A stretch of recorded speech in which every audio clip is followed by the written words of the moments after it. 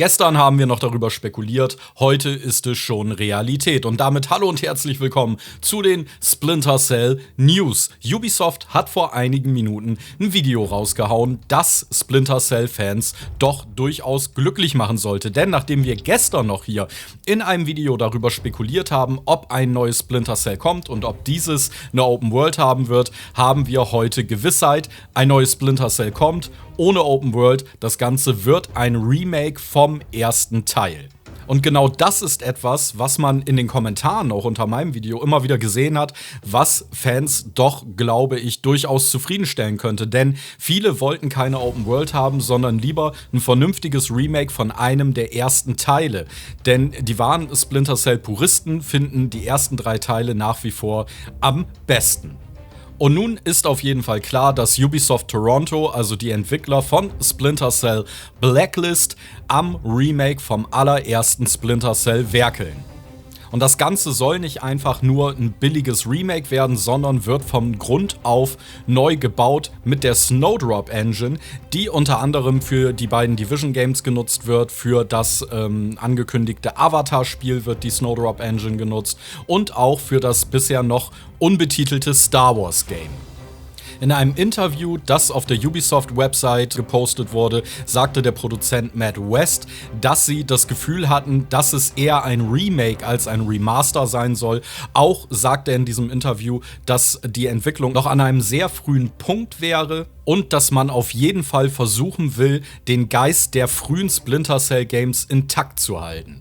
Und ich glaube, das ist auf jeden Fall ein wichtiger Punkt, denn das, was die meisten Splinter Cell-Fans befürchtet haben, war, dass Splinter Cell zu so einer Art Assassin's Creed verkommt. Und das wurde hiermit ja definitiv negiert. Man will also die Identität von Splinter Cell auf jeden Fall beibehalten. Es wird also ein lineares Game werden. Ist ja auch klar, der erste Teil war ein lineares Game. Es wird keine Open World geben und das Ganze wird ein Splinter Cell sein, so wie wir es uns wünschen.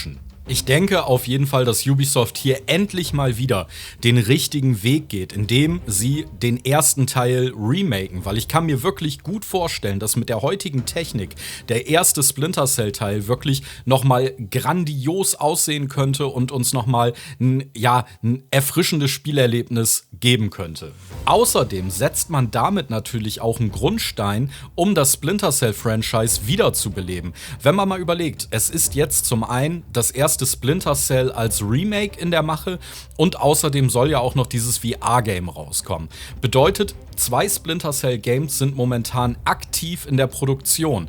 Wenn die beiden Teile, insbesondere das Remake, gut ankommt, kann ich mir vorstellen, dass das Franchise wieder neu belebt ist und damit auch neue Teile folgen könnten. Ich werde euch hier jetzt im Anschluss noch das Video vom Ubisoft-Channel dran kleben, dass ihr euch das nochmal in Ruhe angucken könnt. Das fand ich eigentlich ganz gut gemacht. Das ist nochmal so ein großer Rückblick auf das erste Splinter Cell. Von daher da gleich viel Spaß mit. Ansonsten interessiert mich natürlich, was sagt ihr zu dieser News, eben dass Splinter Cell Nummer 1 nochmal ein Remake erfährt und wir uns keine Sorgen machen müssen, dass es nun bald heißt Assassin's Cell Splinter Creed oder so. Schreibt mir das gerne in die Kommentare. Ansonsten gilt natürlich wie immer, wenn euch das Video gefallen hat, dann lasst mir gerne ein Däumchen da und wenn ihr es noch nicht getan habt, dann abonniert doch diesen YouTube-Kanal, um auch in Zukunft mit allem zu Splinter Cell versorgt zu sein. In diesem Sinne, viel Spaß beim Rückblick auf Splinter Cell 1 und bis zum nächsten Mal. Reingehauen.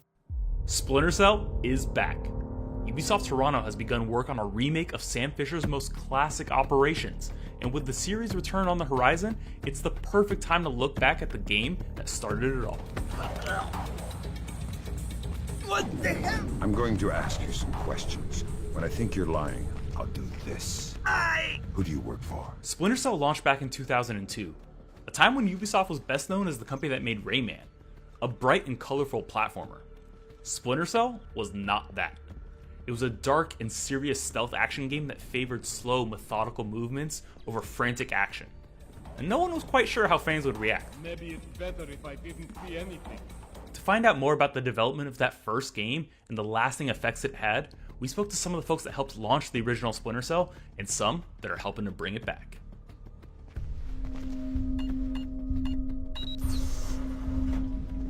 Sam Fisher.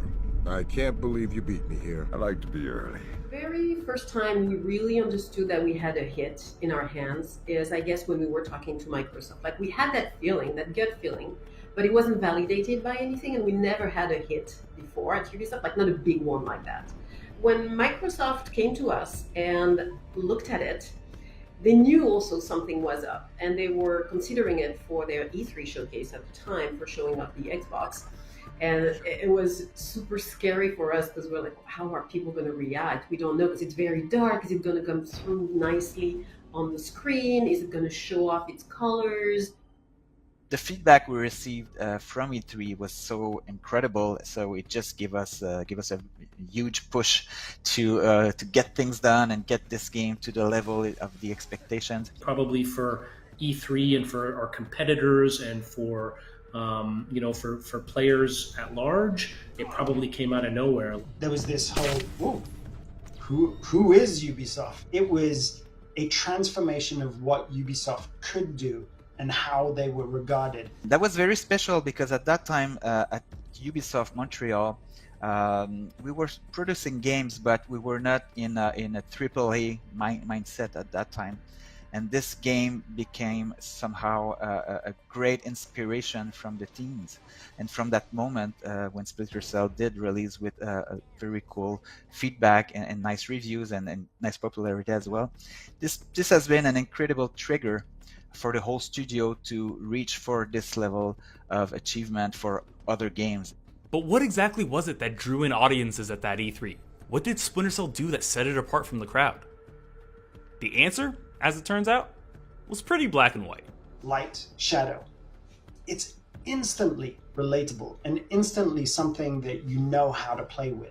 People paid attention because they had never seen such amazing visuals at first. That whole shadow and light was beautiful, and it was giving a dimension that they had never played with. And it had to do with the Xbox and the ability of the Xbox to render these dynamic lights with dynamic shadows and dynamic real-time shadows. And it was really the ambition of the team early on to push the visual fidelity of the game as far as we could. The way art and level design had to work together to deal with, how dynamic lights would affect the gameplay as well as the visuals was probably one of the biggest challenges of development. It was one of those times where a game came out and just really had a brilliant presentation that was so critical for the actual design itself.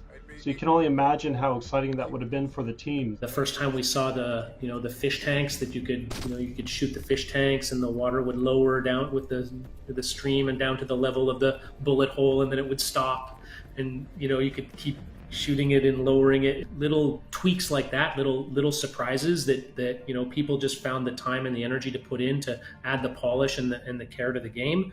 That was great. I remember thinking to myself, I was super blown away by the tech advances that were part of that game, the stencil shadows and the moving cloth and the thermal goggles and all of the stuff. And I just remember thinking to myself, how that was even possible at the time. Visually it was amazing. The light effects were remarkable, ahead of anything else that was being done at the time.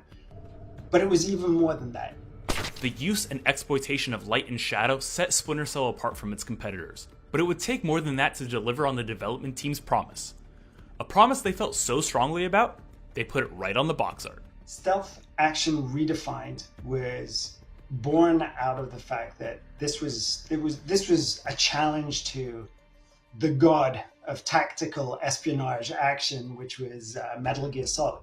It was really the mission that Splinter Cell set out for itself. It was, okay, if we're going to take espionage, if we're going to take stealth action, how are we going to position that in a way that fits the Tom Clancy brand values as well? We had Rainbow Six, Red Storm was working on Ghost Recon. Those were obvious Tom Clancy games, but Splinter Cell came from Montreal, and Montreal wasn't working on Tom Clancy at the time. And when we looked at it, we looked at the fantasy, we looked at the realism and the techno-thriller aspect of it. We figured that would perfectly fit under Tom Clancy. Back then there was a lot of, a lot of games that were very kind of heavy on just shoot, kill, be done. That's how you get through these situations. Splinter Cell made you slow down, it made you think, it made you kind of try to understand the threats that were ahead of you, and it layered all of those features together. And it rewarded players for thinking differently, for being a bit more kind of patient with, you know, the way that they chose to solve those situations.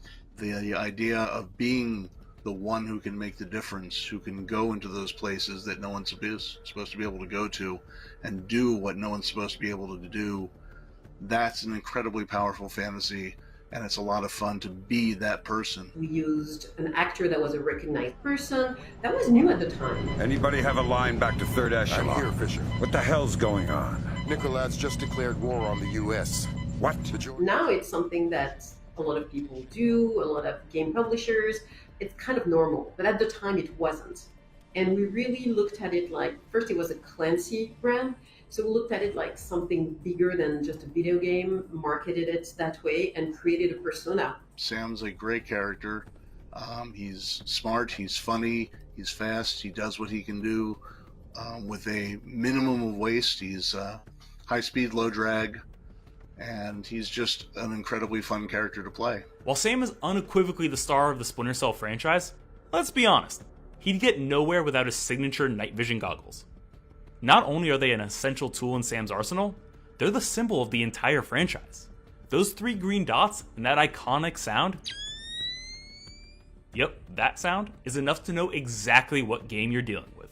The sound came in very late, and I think that we didn't realize how important and valuable it was until someone said, you know, we really got to have a much more iconic sound in here somewhere. And it had this kind of very military feel to it. We were trying to create something that felt very realistic and modern. And, you know, just because of the speed at which technology moves, it kind of became its own thing in time, and it adhered to sort of the genuineness of it and kind of stuck. 19 years ago, Splinter Cell put Ubisoft on the map and changed the landscape for stealth action games across the industry. Now, thanks to the upcoming remake, a brand new generation can experience the best Splinter Cell has to offer. For future updates on the Splinter Cell remake, follow this channel and visit us at news.ubisoft.com.